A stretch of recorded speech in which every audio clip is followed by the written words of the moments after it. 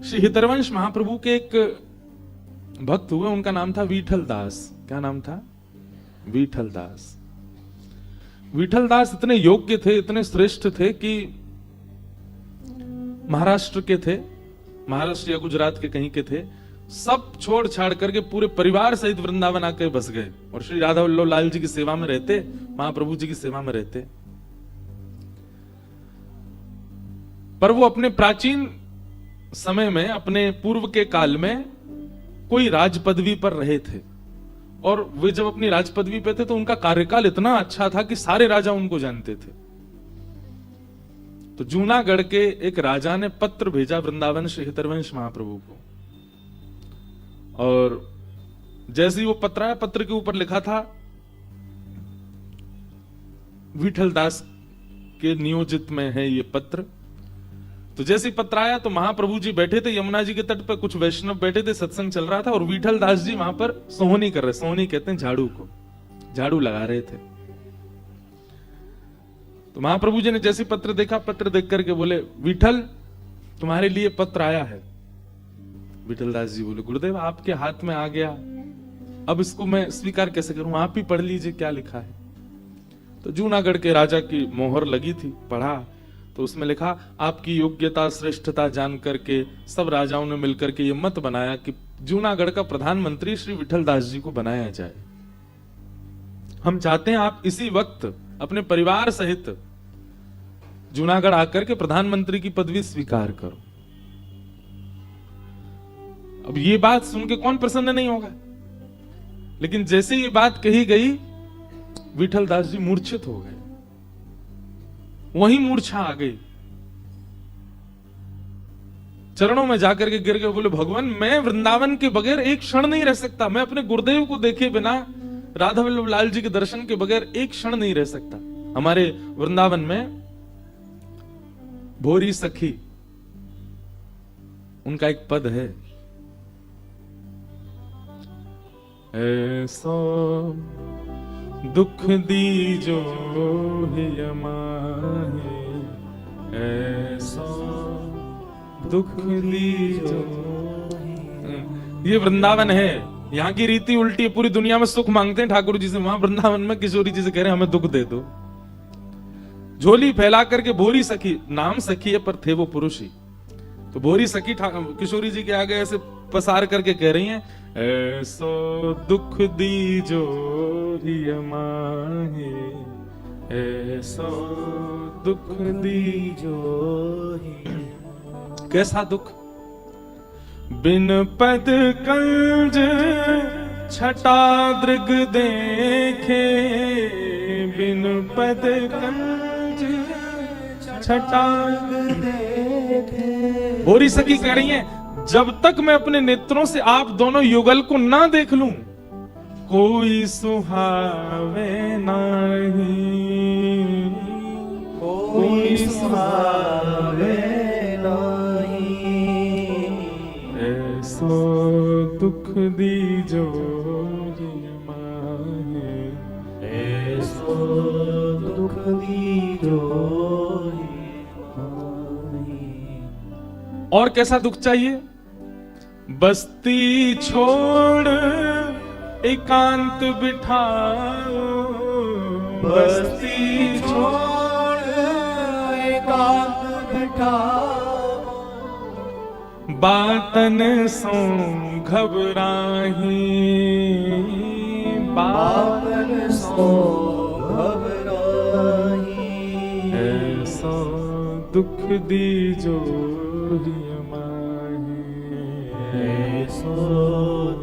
हे श्यामाजू, ऐसा दुख दे दो कि भीड़ भाड़ मुझे छोड़ दे, मुझे कभी मैं जहां जाऊं भीड़ ही चली जाए वहां से। बस्ती छोड़ एकांत बिठाओ, मैं अकेले ही रहूं, कोई और आवे ना मेरे पास, मेरी श्रेष्ठता मेरी योग्यताओं से कभी कोई प्रभावित ना हो। हे श्यामाजू आप ऐसी कृपा कर दो। और बातन सो घबराही, मुझसे कोई चर्चा ना करे, बातचीत ना करे, ये संसारी व्यवहारी चर्चा मेरे बस की बात नहीं, ये मुझसे कोई ना करो, ऐसा दुख मुझे दे दो ना। अच्छा, यहाँ दुख भोरी सखी जी के लिए वो दुख नहीं है, हम आप सब संसारियों के लिए ये दुख है। क्या? हम जहां जा रहे हैं भीड़ चली जा रही है, ये दुख नहीं है? हमसे कोई बात नहीं करता, ये दुख नहीं है? हमें कोई भी अच्छा नहीं लगता, किसी को हम अच्छे नहीं लगते, ये दुख नहीं है? ये दुख शब्द हमारे लिए प्रयोग किया है, बोरी सखी ने अपने लिए नहीं।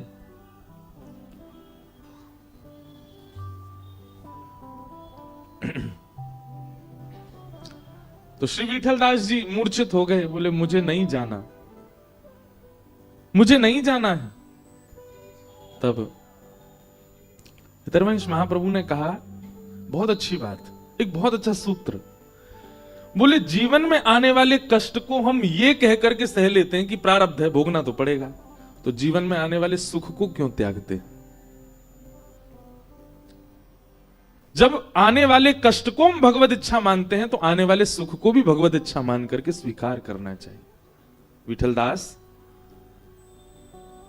तुम उत्साहित नहीं हो, तुम उछल नहीं रहे हो, पर भगवत इच्छा इसको मानो कि वो चाहते हैं कि तुम उसको प्रधानमंत्री पद को स्वीकार करो। विठलदास जी चरणों में गिर गए, बोले भगवान मैं वृंदावन के बगैर नहीं रह पाऊंगा, इसका क्या करूं मैं? तब हितरवंश महाप्रभु ने सिर पर हाथ फेर दिया, बोले तुम जहां देखोगे वहीं वृंदावन प्रकट हो जाएगा। और वही हुआ। विठलदास जी जहां देखते वहीं कुंज प्रकट हो जाती, जिस नदी को देखते, सरोवर को देखते, वहां यमुना जी प्रकट हो जाती, जिस व्यक्ति को देखते उसी में राधा वल्लभ लाल जी दिखने लग जाते। ऐसी कृपा उन पर हुई, चले गए। पर उनका एक बहुत, उनके चरित्र में एक ऐसी बात आती है कि विठल प्रधानमंत्री बने तो उनको साला महीने की एक कुछ सोने की मोहरें मिलती थी। उन मोहरों से वो क्या करते थे?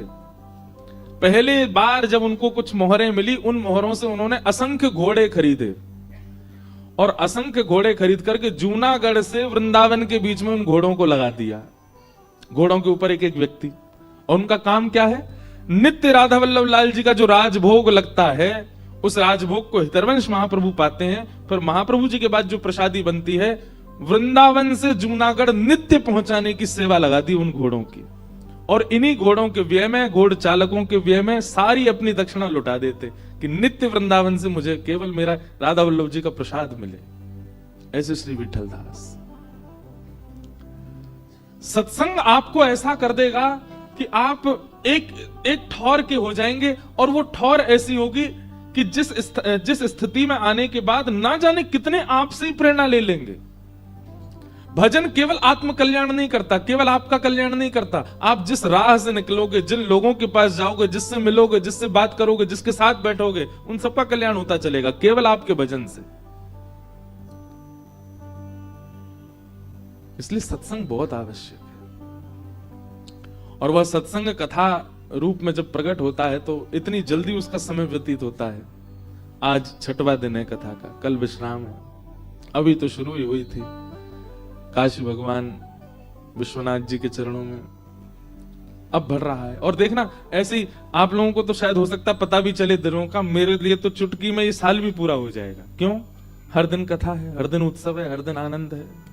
वो आनंद के क्षण बहुत जल्दी व्यतीत होते हैं। पर काशी की हम पर बड़ी कृपा है, किसी ना किसी रूप में काशी विश्वनाथ भगवान हमको बुला लेते हैं।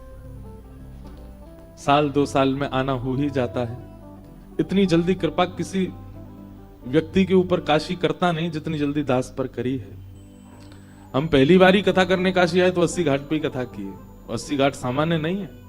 गोस्वामी तुलसीदास जी महाराज, श्री चैतन्य महाप्रभु, श्री मद वल्लभाचार्य जी महाराज, ना जाने कितनों को वहां भगवत साक्षात्कार हुआ, वहीं कथा हुई। कहां तक है, काशी वालों को हम काशी घुमा देते हैं महाराज। जो काशी में रहते हैं वो हमसे पूछ लें कहां कहां जाना, हम बता देंगे। तो ये काशी की कृपा नहीं है तो क्या है? तो ऐसी काशी को हम प्रणाम कर रहे हैं। हृदय तो हमारा भी भारी है, कल कथा करके ही निकल जाना है। पर ऐसी काशी को और काशी वासियों को और हमारे महादेव को बारंबार वंदन करते हैं। हमारा स्वभाव है कि हम विश्राम वाले दिन सबको धन्यवाद नहीं कहते, हम एक दिन पहले धन्यवाद कहते हैं। तो विश्राम वाले दिन तो फिर और ज्यादा भारी हो जाता है हृदय। हमारे जालान जी, पूरा परिवार, जिन्होंने खूब आनंद कराए, बिल्कुल सब अपने सारे काम छोड़ छाड़ के हमारे संग ही लगे रहे। सब तरह से, चाहे कहीं जाना हो, आना हो, कथा का क्रम हो, सब व्यवस्थाओं को व्यवस्थित करने का प्रयास किया। ठाकुर जी से प्रार्थना है कि बस इस परिवार में कभी भी वैष्णव भक्तों का आवागमन बंद ना हो, सदा आते रहें और ये जीवन भर केवल और केवल वैष्णवों की सेवा में ही व्यस्त रहे और वैष्णवों की सेवा कर सके, उसके लिए इनका व्यापार इतना श्रेष्ठ हो जाए कि सब वैष्णवों की सेवा, भक्तों की सेवा, संत जनों की सेवा, कथा वक्ताओं की सेवा, कथा की सेवा, कथा श्रोताओं की सेवा, काशी की सेवा, यही सेवा इनसे बनती रहे, ऐसी हमारी प्रार्थना। और इनके आने वाले जो वंश के बालक हैं, हम जब बूढ़े हो जाएं तो वो भी हमारी कथा कराएं। जैसे आप लोगों ने अपने पूज्य पिताजी महाराज के संकल्पों को अभी तक संजो के रखा, पूज्य भाई जी महाराज जिनके वजह से कितने प्रांतों के और कितनी दिशाओं के संतों का काशी आगमन होता था। काशी व्यक्ति एक बार दर्शन करे, उसके बाद फिर वर्षों तक पूछे ना, लेकिन दूर दूर के दिशाओं के संत भी केवल भाई जी के कारण काशी आते, और वही क्रम अभी भी बना है हमारे भारत में। ऐसे ऐसे महापुरुष जिनके व्यस्तता के कारण लोग उनसे मिल नहीं पाते, वह भी केवल एक परिवार के प्रेम के कारण यहां आते हैं और अपना अति व्यस्ततम समय यहां प्रदान करते हैं। बस ये बना रहे, आपके वंश में आगे भी जो बालक हैं सबके चित्त में भी यही भाव बना रहे। आप सब काशीवासी महादेव को जाके रोज हाजिरी जब भी आपकी लगे तो हमारी बात जरूर कहना कि उनको बुला लीजिए, जल्दी कथा के लिए बुलाओ। कोई ना कोई क्रम ऐसा बने कि काशी हम आते रहें और महादेव को कथा सुनाते रहें। महादेव बड़े भोले देव हैं, बड़े भीगे देव हैं। ऐसे महादेव को बारंबार प्रणाम, आप सबको प्रणाम करते हैं। आइए आज के कथा क्रम में प्रवेश करते हैं। ये वर्ष इतना बढ़िया प्रारंभ हुआ है आप लोगों का और हमारा। बस ये जो प्रारंभ के 7 दिन निकले ना, ऐसे ही पूरा वर्ष निकले आपका, ऐसा प्रयास करो। और अगले वर्ष तो हम समय कहीं दे चुके हैं प्रारंभ का, पर फिर भी प्रयास कीजिएगा कि अपने वर्ष का प्रारंभ सप्ताह या 9 दिवसीय राम कथा से ही हो।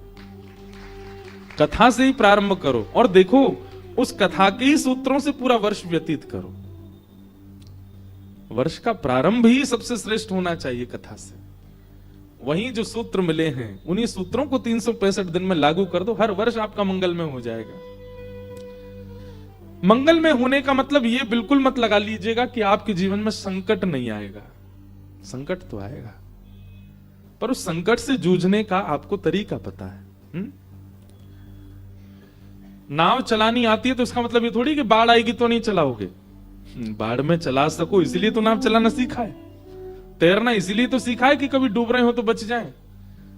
कमर कमर पानी में थोड़ी तैरता है व्यक्ति वहीं तैरता है जहां पानी उसकी कद से भी ज्यादा हो। कथा क्यों सुनी जा रही है? इसलिए थोड़ी कि योग्य जीवन हो, अनुकूल जीवन हो और कथा का हम लाभ लेते रहे। नहीं, जब आपके सिर से ऊपर निकल जाए संकट, उन संकटों में भी तैर सको, इसलिए तो कथा सुनी जा रही है।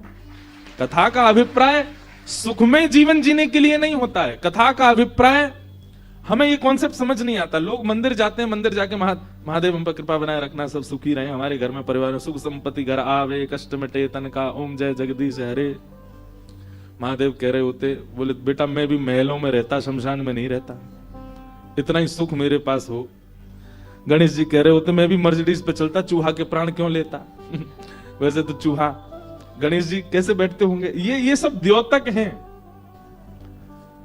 भगवान श्री कृष्ण भी कह ही देते, बोले भैया हम भी रण छोड़ करके द्वारिका नहीं भागते जब सुखी होता संसार में। शास्त्रों में पृथ्वी का एक नाम है दुखालयम शाश्वतम। क्या नाम है? दुखालयम शाश्वतम। आलय मतलब घर, और इस संसार का नाम क्या है? दुखालयम।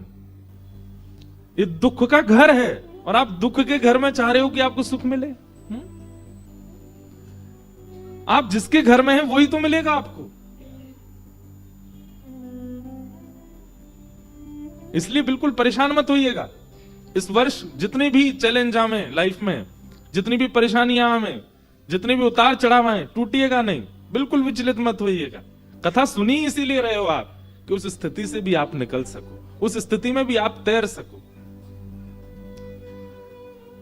राम नाम, कृष्ण नाम, भागवत का ये जहाज है, इस पर चढ़ जाओ, कितनी भी गहरी नदी हो डूबोगे नहीं।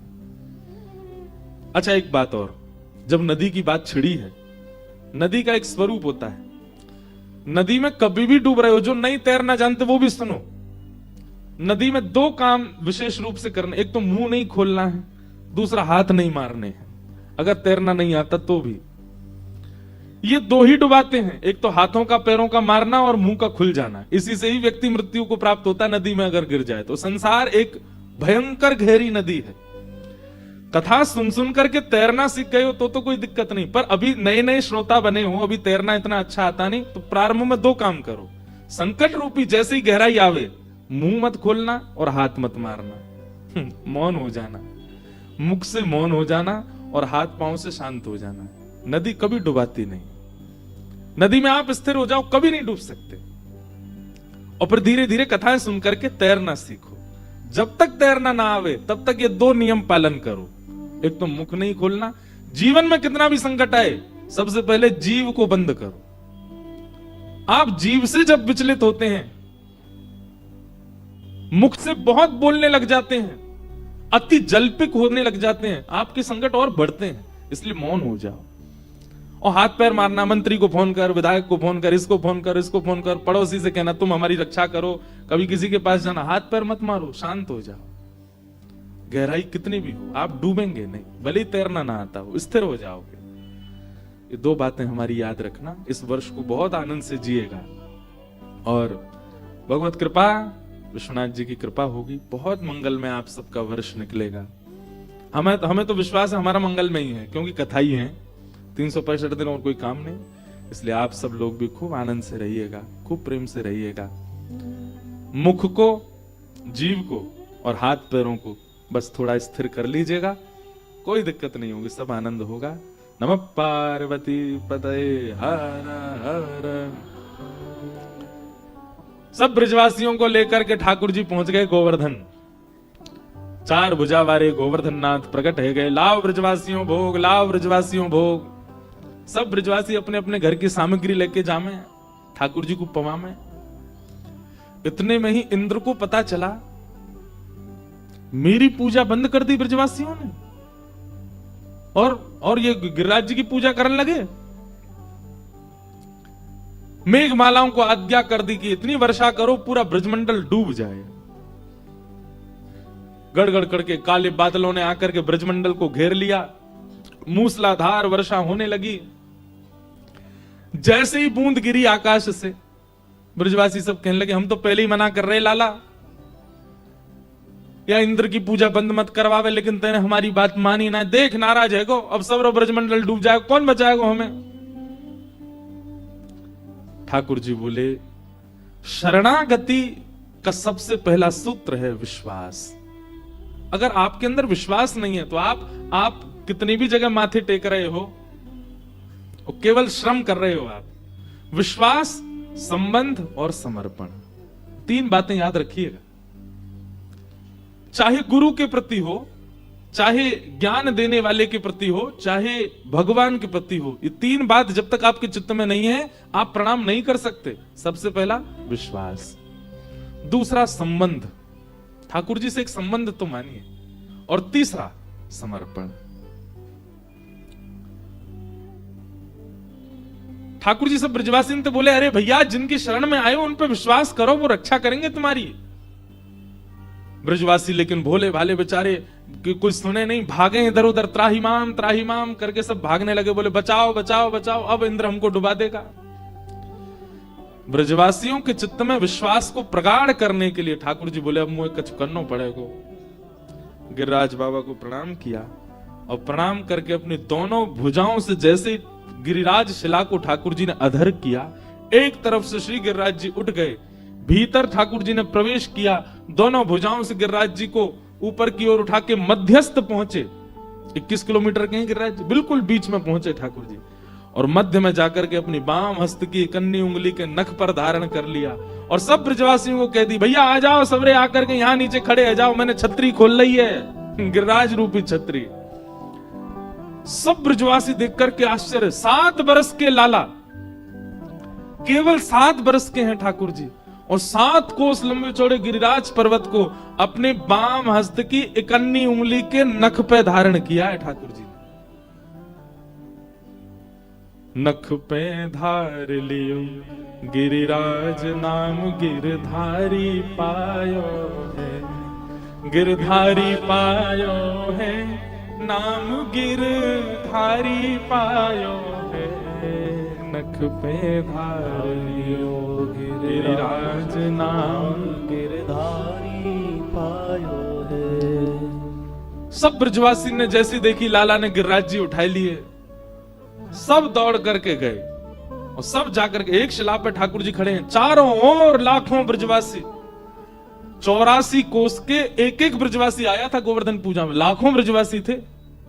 सब ब्रजवासी गिरिराज जी के नीचे आ गए और भैया अब बीच में ठाकुर जी खड़े हैं और तराजू की तरह गिरिराज जी कभी इतकू जामे कभी इतकू जामे, और जहां की तरफ गिरिराज जी झुके वहीं के सब ब्रजवासी अपनी अपनी छड़ी लेके और गिरिराज जी के नीचे लगामे, और जैसे गिरिराज जी ऊपर हिलने लग जाएं तो दूसरी तरफ गिरे तो दूसरी तरफ के सब लगामे, ऐसे करके महाराज सब ब्रजवासी ने दूर दूर तक छड़ी लगा ली, बीच में ठाकुर जी खड़े, गिरिराज जी स्थिर रह गए। ब्रजवासी बोले, लाला हम सबन ने अपनी छड़ी लगा ली है, तू अपनी उंगली नीचे कर ले अब। ठाकुर जी बोले, चटनी बन जाओगे सबरे अगर मैंने उंगली नीचे कर ली तो।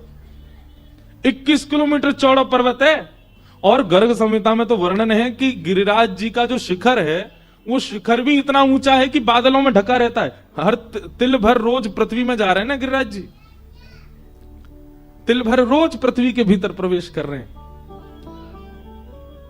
जय हो गिरिराज बाबा ने कथा सुना दे हम,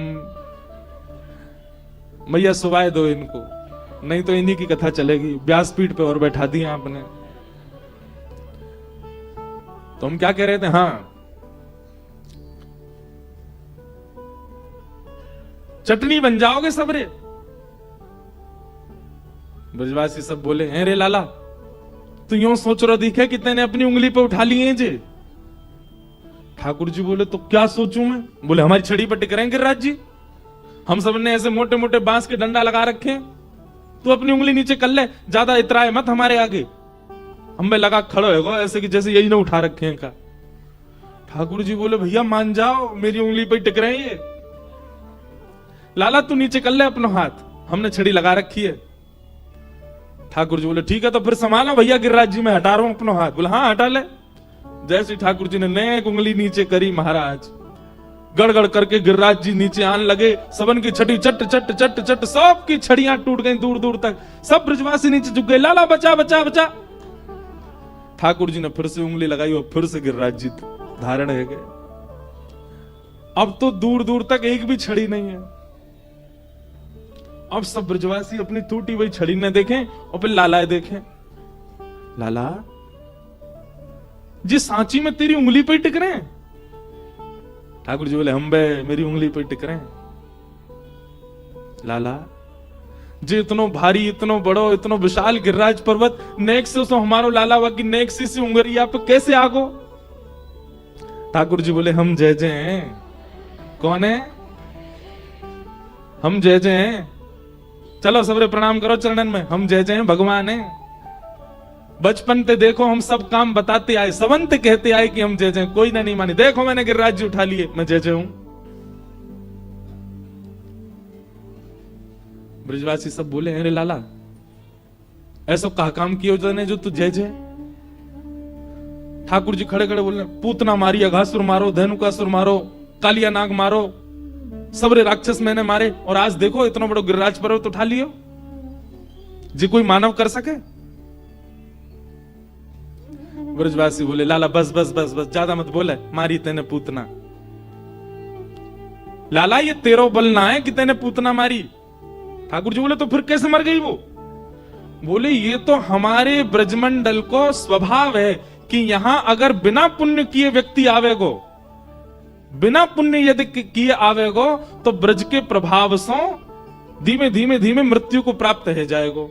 यहां आवे के काजे बहुत पुण्य होने चाहिए। राक्षसन ने पुण्य किए नहीं और ब्रजमंडल में घुस जाएं, और जैसे ही घुसे तो नेकाद उनके जो पुण्य वो कम होने लगे, और जैसे उनके सबरे पुण्य खत्म हुए वही समय वो तेरे पास आ जाएं, और वास्तव में उनकी मृत्यु होनी हो। जैसे ही मरे मरे मरा, इनमें हाथ मार के होके मैंने मारे। ठाकुर जी बोले इतना दिमाग या बात में लगा रहे हो कि उनके पुण्य नहीं है, और यूं नहीं मानोगे सीधे सीधे कि मैं भगवान हूं। ब्रजवासी बोले लाला तू जो कहेगो सब मानने को तैयार है, पर जे ना मानेंगे कि तू भगवान है।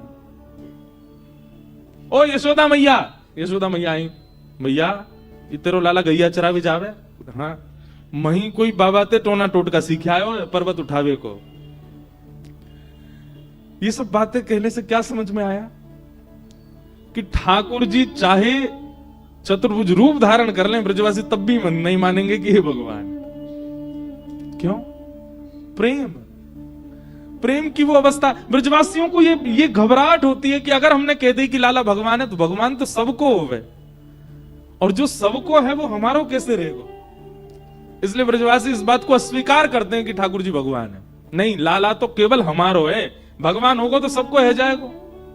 इसलिए कोई ब्रजवासी मानता नहीं कि ठाकुर जी परमात्मा। नहीं तो आप सत्य, मैं कभी कभी ना बहुत सोचता हूं कि बहुत अच्छा हुआ कि गिरिराज लीला में मैं और आप नहीं थे,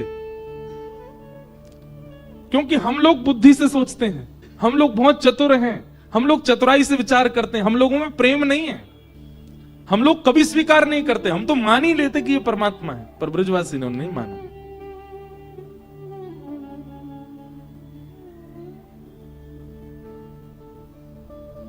ये ब्रजवासियों का स्वभाव आज भी है। पहले दूसरे दिन मुझे कौन आप में से कोई बता रहे थे कि 84 को उस परिक्रमा लगी, पूज्य भाई श्री भी थे साथ में, तो कहीं मथुरा में कहीं गए तो कोई ब्रजवासी ठंडाई बना रहा था, तो वहां से सबने पूछी भैया ये ठंडाई कैसी तुम्हारी? भाई श्री वहीं खड़े हैं, उसको पता नहीं कि भाई श्री यहां खड़े हैं। वो बोलो एक व्यास जी आए गुजरात के, कथा भूल गए आके मंच पे, मैंने ठंडाई पे भाई सुई कथा याद आ गई उनको। भाई श्री वहीं खड़े थे, भाई जी खूब जोर से हंसे, बोले भैया ये ब्रजवासी हैं। ब्रजवासी इनको ये स्वभाव आज भी है। हम कथा करते हैं कभी ब्रज में, तो अब भाई व्यास मंच पे कुछ नियम कानून है, उन भाव से बैठते हैं।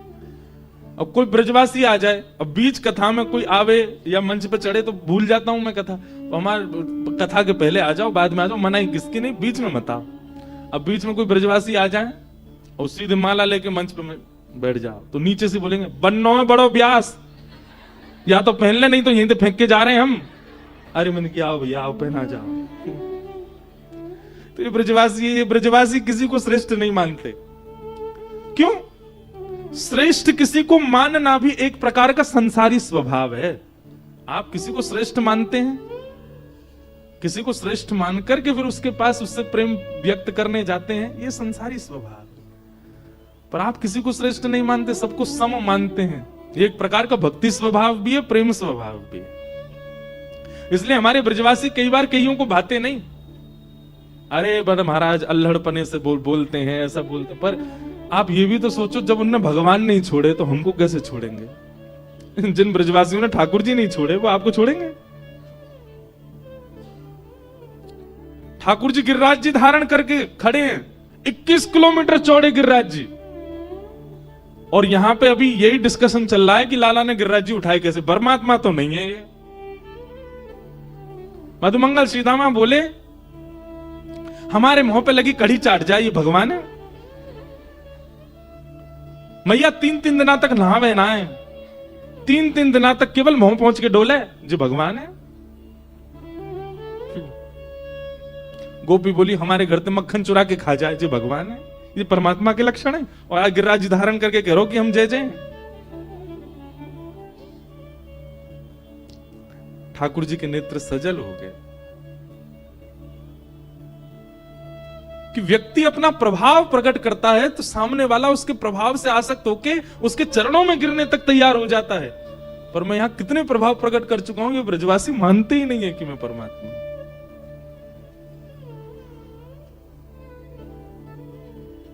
कैसा प्रेम ब्रजवासियों का। इसलिए ठाकुर जी गिरिराज उत्सव के बाद एक सौगंधी शिला है हमारे ब्रज में, वहां जाकर के कहते हैं 33 कोटि देवताओं को साक्षी मान करके, पूरे ब्रह्मांड को साक्षी मान करके मैं कहता हूं, ब्रजवासी वल्लभ सदा मेरे जीवन प्राण, इनको नाही बिसारी हो मोह नंद बाबा की याद। मुझे नंद बाबा की सौगंध है कि मैं ब्रजवासियों को कभी नहीं बिसार सकता।